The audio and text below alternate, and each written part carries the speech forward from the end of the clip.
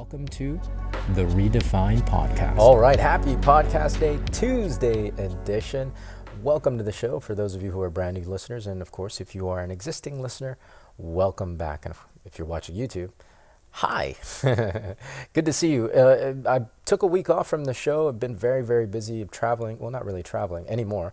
I was up in Pennsylvania for 4 days to do an event up there, and now I'm here in the suburbs at Mom's.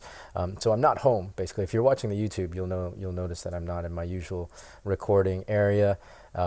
You got this green wall for the next couple of weeks because I'm going to be here for a couple of weeks down at Mom's place. Anyways, neither here nor there. It's good to be back. I want to talk about marketing today, get into some digital marketing conversations in this next handful of episodes. But in particular for today, I want to talk about results-oriented marketing. What do I mean by that? Well, it's exactly that, showing people the results and enticing them to purchase your product, your services, your whatever it happens to be, based on the results that you're showing them. I look at it as very kind of old school advertising. I mean, with TV, radio, broadcast medium, even print medium as well, magazines and newspapers, if any of you still read those. Advertising historically has been very results oriented. You get they show us the result that they think we want to have in our lives, and it elicits a certain reaction from the viewer or from the consumer. Generally impulsive, especially with anything online, because it's an immediate reaction that you get. That you elicit from a post like that. And really it's results-oriented marketing and post on social are meant to get a quick reaction, right? Are meant to catch attention. Now, I am speaking specifically on Instagram because that's been my main platform right now that I've been studying and looking at. And I'm also talking about a very specific corner of digital marketing.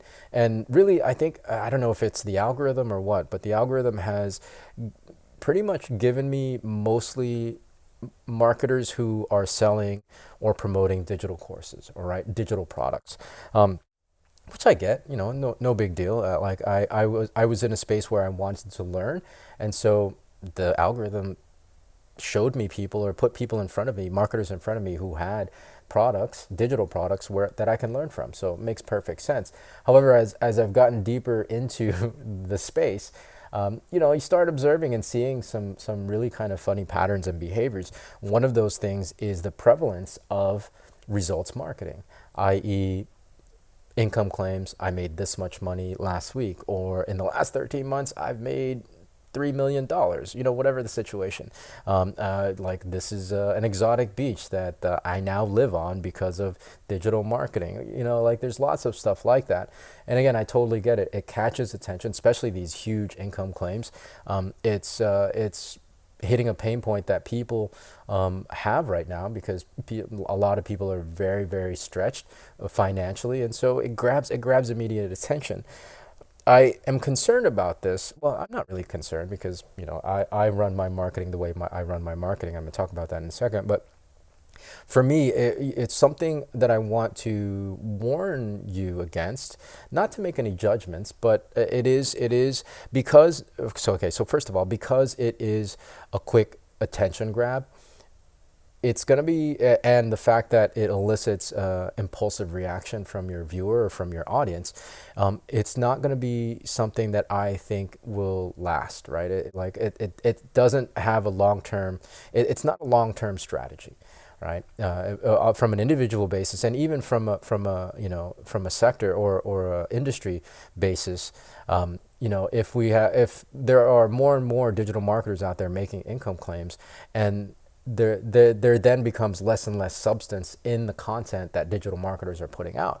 As a result of that, then audiences are going to just tune out, and at least this aspect of digital marketing and how they're posting and how they're showing up will just be bye-bye, right? So as a strategy, from an individual standpoint and a group standpoint, it's not something that's going to last. Number two, sure, you might be able to get attention, but what connection are you making? Are you there for the immediate sale?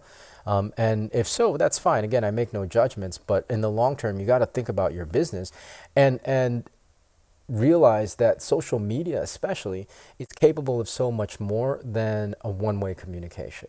All right, with the old traditional ways of advertising on broadcast media and on print media, it was very much a one-way communication, and you're communicating to a mass amount of people, and so you had to really tune in that piece of marketing to grab their attention as quickly as possible and elicit, an impulsive response, because you're just working the numbers.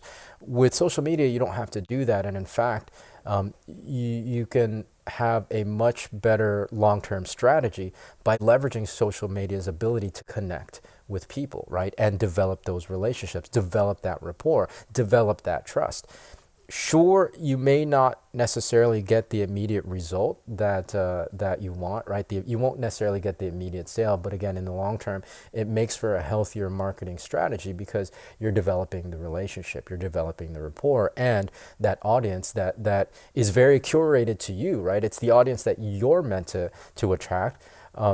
Their trust in you will continue to grow, as opposed to just continuing selling them the result that you just made $1 million in the last 6 months, right? Like there's no value to that. They don't get to know who you are, and they're definitely not going to trust you or the trust definitely isn't going to grow because, all you're doing is trying to sell them on something, right? Again, it's very shallow and it's very hollow.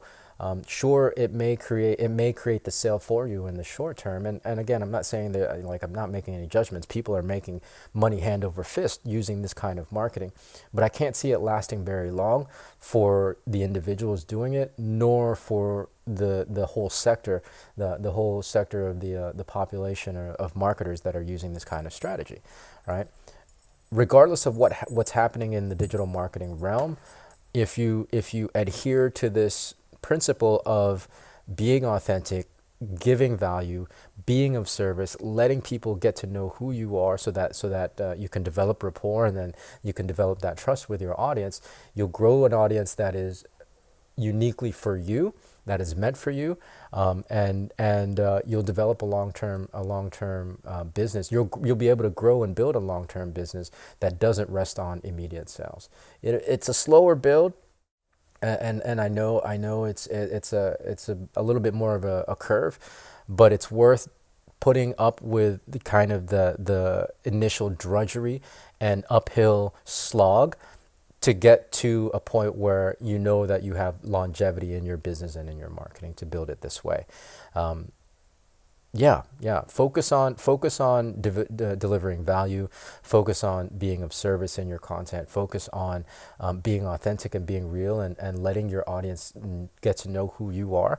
And I'm telling you, no matter what happens what's happening or what will happen in the digital marketing space on the social platforms or anything like that, you'll be able to still have a thriving marketing arm to your growing business. So that's it. Hopefully that makes sense. Keep an eye out for these digital marketers that are posting content that's results marketing, and you'll see what I'm talking about. And who knows, the trends might start shifting again, so that we see less and less of this, because I know, and I'll save this for another episode, but I know there's a big shakeup, and I've already alluded to this in past episodes. There is some shakeup happening in the digital marketing space, and in this corner of the digital marketing space that's I think it's going to be pretty significant here in the next couple of weeks. So we'll see what happens. All remains to be seen. But again, I think if you focus on the things that we talked about today, those are sound, fundamental principles that you can build anything on, really, when it comes to social media marketing and digital marketing. Okay, so that's going to do it for today. We'll see you on Thursday with a fresh new one. So until then, be well, be safe. We'll see you in the next episode.